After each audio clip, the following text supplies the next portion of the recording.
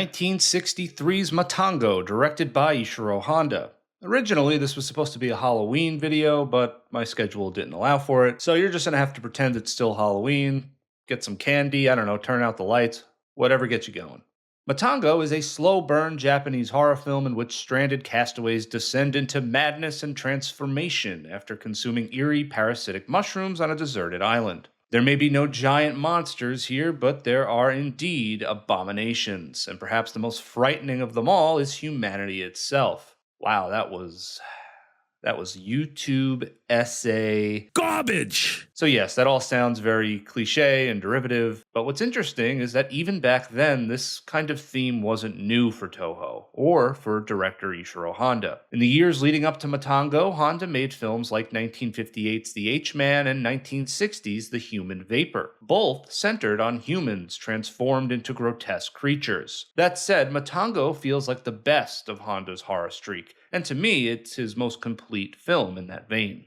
The story of Matango begins in Tokyo. A quarantined man is being asked about the fate of his companions. According to the Toho special effects book on Matango, this Tokyo backdrop was actually a miniature set built by an outside company for Toho. Surprisingly, not by Tsuburai's team themselves. From there, the film rewinds to reveal what happened. Normally, I'm not a fan of this structure. It immediately signals that at least one character survives the ordeal of the movie, which can undercut suspense. In fact, Matango goes even further. The man states that everyone except one person survived.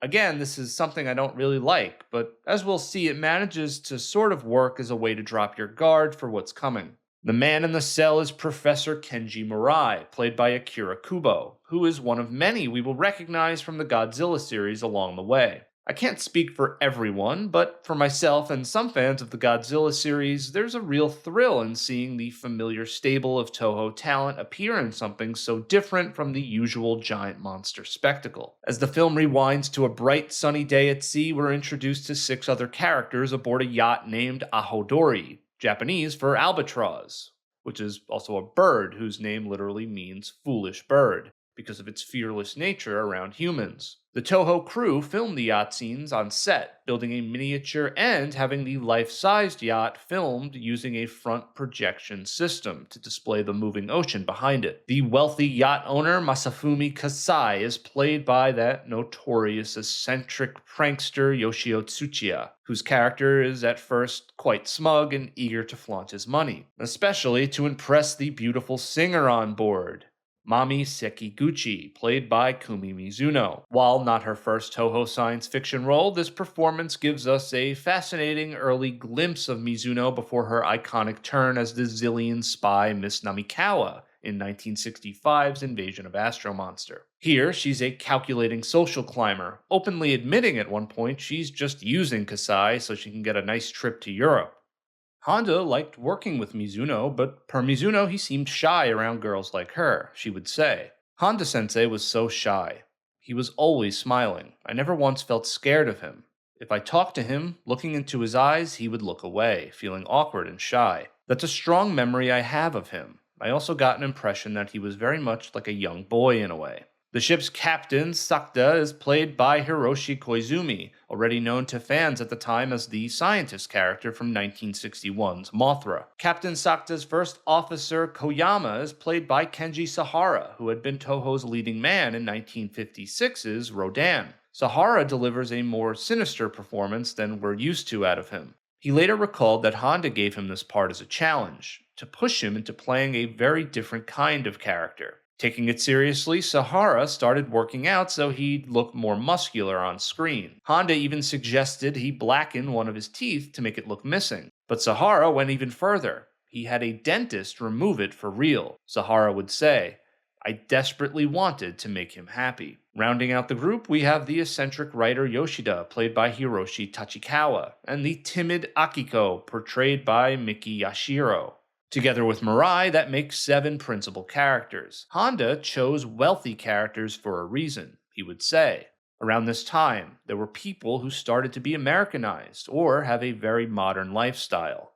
There were very rich people who sent their kids to school in foreign cars, that kind of thing. We tried to show that type of social background in this film. After a storm ravages their yacht, the vessel is left adrift. Even before the Matango horrors unfold, the passengers begin to unravel mentally.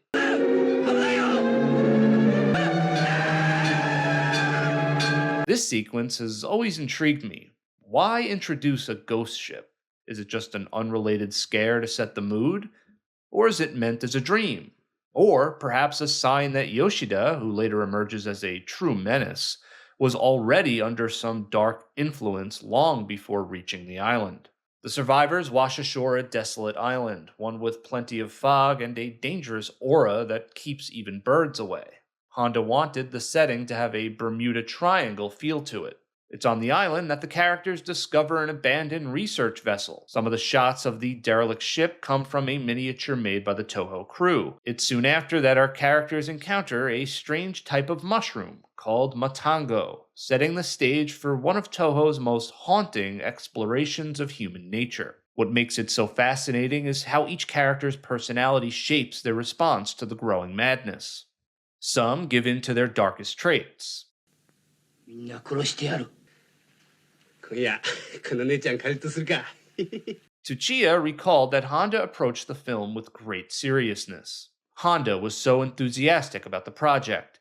There was a rare moment when he gathered everybody before filming started and told us all, "This is a serious drama picture, so please keep this in mind and work accordingly." I totally agreed, and the actors were all united in this concept.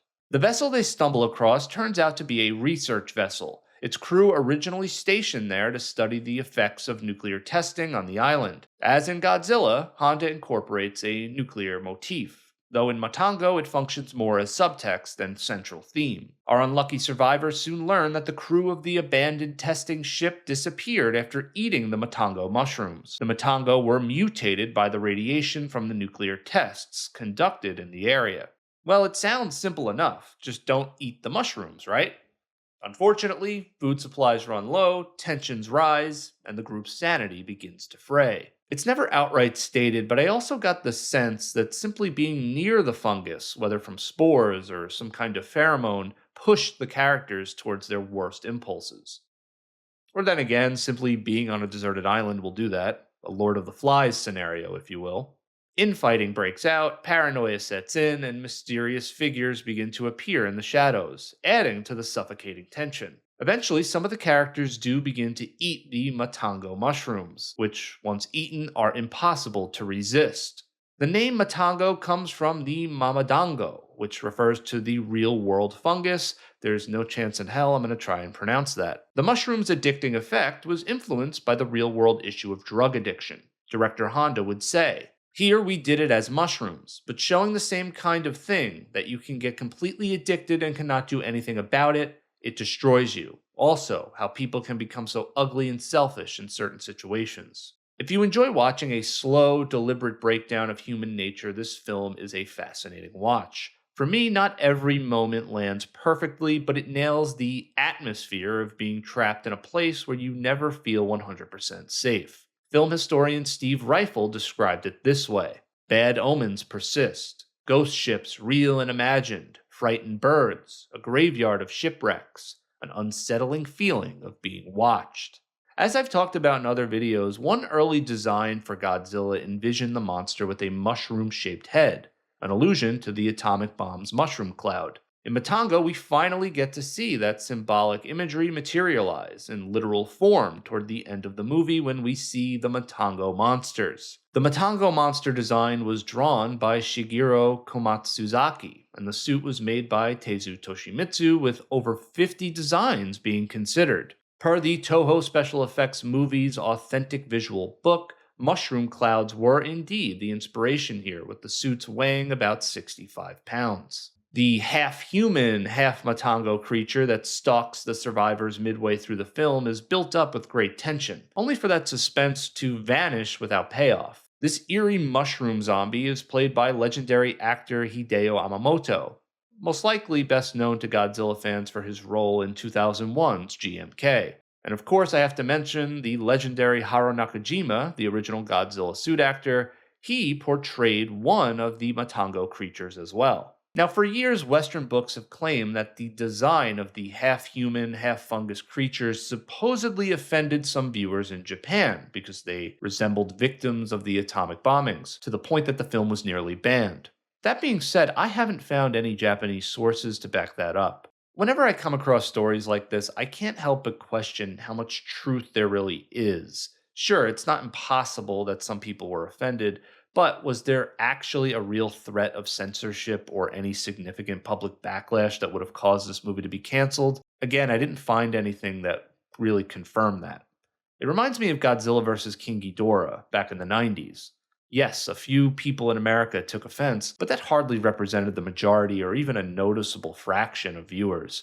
So claims like these are always hard to evaluate, and honestly, if we can't even measure public reaction accurately today, I have a hard time believing we can be certain how audiences felt about a movie decades ago sometimes. So I do want to present this claim with a little bit of skepticism and nuance. As the film progresses, Kumi Mizuno's character takes on a more seductive edge. According to Ryfle's book, the original plan was for her face to gradually become disfigured to resemble the mushroom creatures. But Honda, rather wisely, chose instead to preserve her beauty. As for the sets, Honda was happy overall, but was troubled by how some of the location shots of the island and the indoor sets contrasted too much, giving the film a choppy feel. As for Tsuchiya, he wasn't thrilled with how some of the set pieces looked. He would say of the mushrooms, "We felt they looked cheap, like something from Disneyland.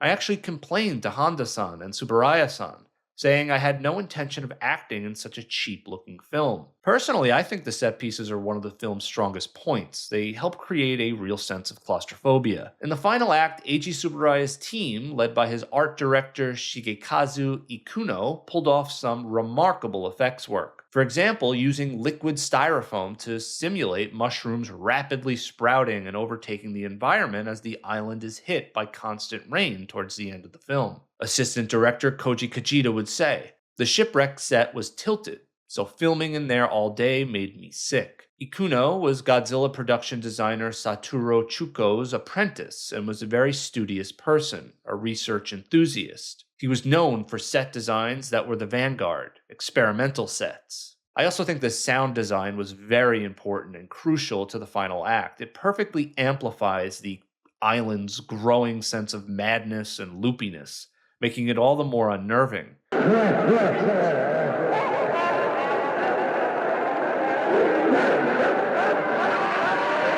I don't think these parts would have hit the same without the crazy sounds going on in the background. I mentioned this story in my Godzilla history series, but it was around this time that Toho, or more specifically Eiji Tsuburaya, got his hands on an Oxberry optical printer, which he bought from the United States. This allowed for much more extensive use of image compositing, which we see right away with the flashy credit scenes in the beginning. We also see it later with the derelict ship. Having this printer saved the crew the time of having to make hand-painted mats. About half of Matango was filmed at Toho Studios, with the other half on Oshima Island. As noted in Monsters Are Attacking Tokyo by Stuart Galbraith, the crew spent roughly a month living on the island where they faced giant centipedes, snakes, and other harsh conditions. Honestly, that sounds scarier than the movie. Kumi Mizuno later remarked, perhaps half-jokingly, that after being quote-unquote confined to the island for so long, the cast began to change in subtle ways themselves, reflecting the psychological unraveling of their on-screen counterparts. One of the things that Matango offers is a clear look at the tonal shift that occurred when Honda collaborated with writer Takashi Kimura, Toho's so-called dark realist, compared to when Honda would work with Shinichi Sekizawa, who was much more lighthearted, and his stories reflected that. One of the most important writers for Western audiences in terms of understanding these older Toho movies was Guy Tucker. And Tucker had asked Honda during an interview, out of all the movies he directed at Toho, which were his favorites? And the director would say his favorite was Matango. Now, the story of Matango was loosely inspired by William Hope Hodgson's 1907 short story, The Voice in the Night. A lot more is left to the imagination in that story, but it's a chilling read nonetheless. Similarities between the short story and Honda's film include details such as the ship's name, Ahodori meaning albatross, which was the name of the ship in the short story. Ryfle also notes that Honda may have drawn inspiration from a real life incident involving thrill seeking rich youths who took their father's yacht far out to sea and eventually had to be rescued. From this, Toho producer Tomoyuki Tanaka commissioned an original adaptation from Masami Fukushima, the editor of Sci Fi magazine. Fukushima's version, published in August of 1963, was later refined by novelist Shinichi Hoshi before Honda and Kimura developed it into the final screenplay. The idea of fungus or mushrooms taking over humans is now pretty commonplace in horror and science fiction, but back then it was still seen as a uniquely terrifying prospect. I'll be honest, out of all the characters I wanted to make it off that island, I was rooting for poor Akiko. I know it kind of gets spoiled in the beginning, like I talked about, but just from the very beginning, she doesn't seem to fit in with the rest of the characters. And this is long before things start to go wrong. But sadly, she's taken by the Matango monsters as well. I'm not sure if this is a mistake or not, but near the end, we see Koyama get shot and killed, and the ship's captain, Sakta, hoards the food and abandons everyone. But then, Mirai later finds out that Sakta died as well at sea. That seems to contradict Mirai's claim at the start of the movie that only one person died. Maybe the captain dying was a decision made later in the movie's story, or something like that, or it's just a mistake. I don't know. Mirai is indeed the only one who makes it back to civilization, but not untouched. Steve Ryfle suggests that this haunting final scene was likely inspired by Alfred Hitchcock's Psycho. Another potential influence is the short ghost story Mujina, written back in 1904. Yoshio Tsuchiya would claim another ending was shot where Kubo's face actually looks normal, and the movie makes it seem like he might be insane and making the entire story up. It's not only a haunting ending, but a sad one as the professor laments leaving poor Akiko behind. The film concludes with Professor Mirai filled with regret, making it seem like there are in fact worse things than turning into a mushroom monster. He then delivers a final haunting message, that Tokyo is no different from the Matango-infested island. Both are inhumane places to be. It's a pointed critique of the consumerism and rapid urbanization that define post-war Japan. The final shots of Tokyo's colorful neon lights even seem to echo the hypnotic glow of the island's mushrooms. And on that, the movie ends. Today, and even throughout much of film and literary history, the quote-unquote show-don't-tell rule has been seen as the more refined way to communicate a story's message. So when movies like Matango, or even the original Godzilla, deliver their ideas so directly, watching today we might find this heavy-handed or even clumsy. Some of this is cultural, where traditional storytelling in Japan, from folktales or kabuki theater, included a narrator-like character who spells out the moral of the story. That said, even within Japan at the time of this movie's release, there were plenty of movie critics who took issue with this kind of heavy-handedness, seeing it as too direct or overly didactic. Matango was released in Japan on August 11, 1963. On its own, Toho viewed Matango as a commercial disappointment. Its bleak, horror-driven tone failed to draw the usual family crowd, prompting the studio to retreat to safer ground with more traditional monster fare like Godzilla, who in the following year would get two massively successful movies in Mothra vs. Godzilla and, my personal favorite, Ghidorah the Three-Headed Monster. Overseas, releases of Matango would retitle it. In the UK, it was called Fungus of Terror, and in the US, which aired on television, it went under the name Attack of the Mushroom People. Ultimately, I really enjoyed Matango. My only real gripe is, again, the beginning gives away a bit too much of what's to come.